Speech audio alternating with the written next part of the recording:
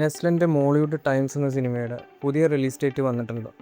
Cinema June 5-നാണ് തിയേറ്ററുകളിലേക്ക് എത്തുന്നത്. അതുപോലെ സിനിമയുടെ ഡയറക്ടറായ അഭിനവ് സുന്ദര നായകിൻ്റെ മുകുന്ദനുണ്ണി അസോസിയേറ്റ്സ് എന്ന സിനിമയുടെ ട്രയോളജിയിലെ രണ്ടാമത്തെ ഇൻസ്റ്റാൾമെൻറ്റാണ് ഈ ഒരു സിനിമ എന്ന് കൺഫേം ചെയ്തിട്ടുണ്ട്. നമ്മൾ നേരത്തെ ഒരു വീഡിയോയിലൂടെ പറഞ്ഞിരുന്നു, പൃഥ്വിരാജിൻ്റെ ഐ നോബഡി എന്ന സിനിമയുടെ ടീസർ പാട്രിയോട്ടിനോടൊപ്പം തിയേറ്ററിൽ സ്ക്രീനിങ് ചെയ്യുന്നു. ഇപ്പോൾ അത് ഒഫീഷ്യലി അനൗൺസ് ചെയ്തിട്ടുണ്ട്. ആൻ്റണി വർഗീസിൻ്റെ കാട്ടാളൻ സിനിമയുടെ പുതിയ റിലീസ് ഡേറ്റ് വന്നിട്ടുണ്ട്. സിനിമ ഈ വർഷം ഈദ് റിലീസായിട്ട് മാർച്ച് 28-നാണ് തിയേറ്ററുകളിലേക്ക് എത്തുന്നത്. ദുരന്തർ സിനിമയുടെ ആദ്യ ഭാഗം ജപ്പാനിൽ റിലീസ് ചെയ്യാൻ പോവുകയാണ്. ജൂലൈ 10-നാണ് സിനിമയുടെ ജപ്പാൻ റിലീസ്.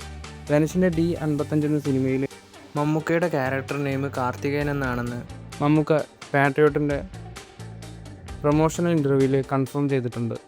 ഇപ്പോൾ അടുത്ത സ്പൈഡർമാൻ ബ്രാൻഡ് ന്യൂ ഡേ സിനിമയുടെ ടെസ്റ്റ് സ്ക്രീനിങ് കഴിഞ്ഞിരുമ്പോൾ സിനിമയ്ക്ക് നല്ല റെസ്പോൺസാണ് കണ്ടിറങ്ങിയ പ്രേക്ഷകരുടെ ഭാഗത്തുനിന്ന് ലഭിക്കുന്നത്.